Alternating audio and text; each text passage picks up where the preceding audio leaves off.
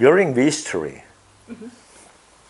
I am talking about maybe 2,000 or 3,000 years before, people speaking of living matter were very often philosophers. Philosopher. Who is speaking about living matter during Greek times? Aristotle,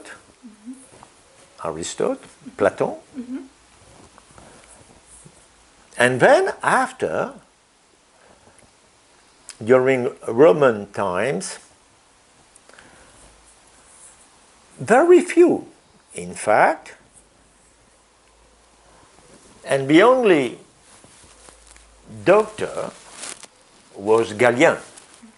Galien gave a lot of way to treat patient and a way of thinking anatomy.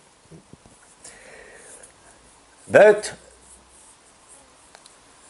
all this knowledge has been stopped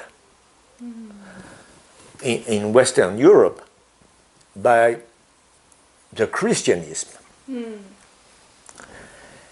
Because all research made on human body was completely forbidden or controlled by the religious aspect. So during centuries, nothing has changed. Nothing. We were,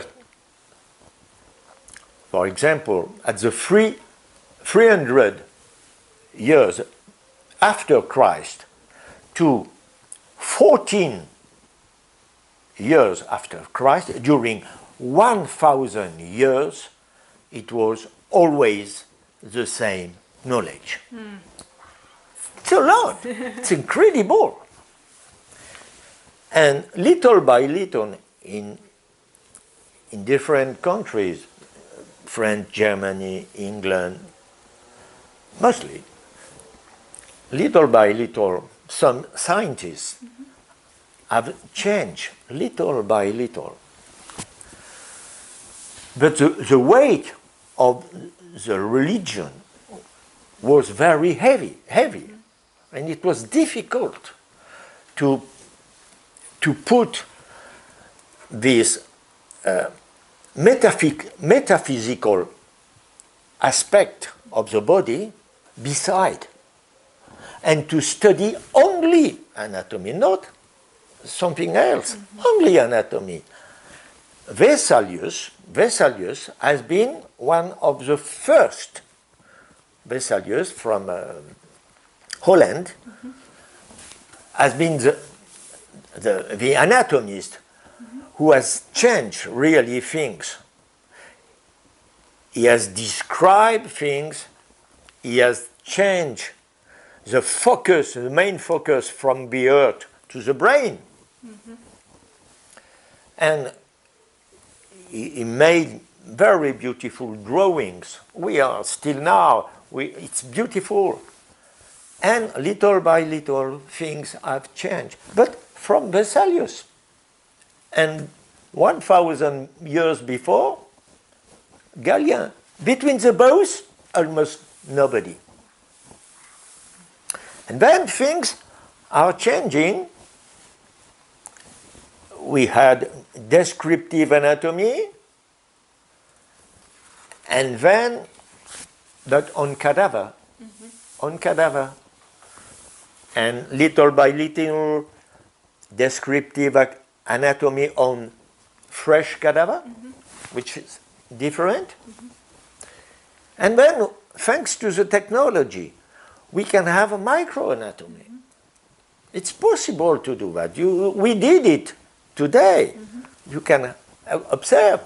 And we did it on my surgical field. That means the arm, the upper arm, the lower legs. I can, but I never go for craniofacial surgery. So, but a lot of work has to be done for craniofacial surgery by some of my colleagues with a camera to observe. And it's the same everywhere, on the liver. So we have a lot of work to do to appreciate a new way of thinking anatomy. That's all. And it's thanks to the technology. Technology is very important, and I hope in the future we will have new improvement in technology. And it's also because minds are more open, more open.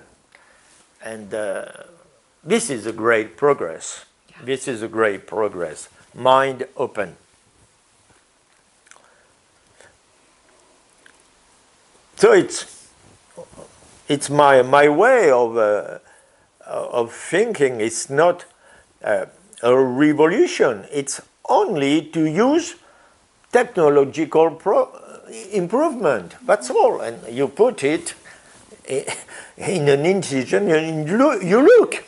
You look, and you see that what you have been teach at the university, it's not wrong, but it's not completely the reality. It's different. Different. So it's not wrong, but it's not really true. So we have to go on and to try to understand. That's all. It's my goal is only that. Only that. And all this research I have done are in the same stream as many other scientists trying to understand the movement of waves, of clouds, the design of branches on a tree. Nobody presently now is able to explain the movement of waves. I mean by mathematical thinking. There is no equation. You can't now explain it. So there is a part of the knowledge which is under rules which are not really well explained by the human. And we have to accept that we have many things to discover, but we will discover if we change our ancient mind.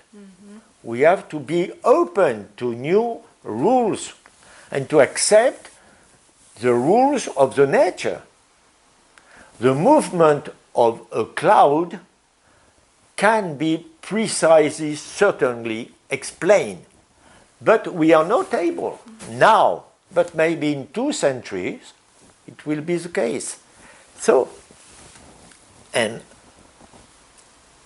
to try to understand anatomy through this kind of new rules of physics and mathematics has been done by other scientists like Lorentz, like Mandelbrot, like Prigogine. All these men have been awarded by Nobel Prize and so on.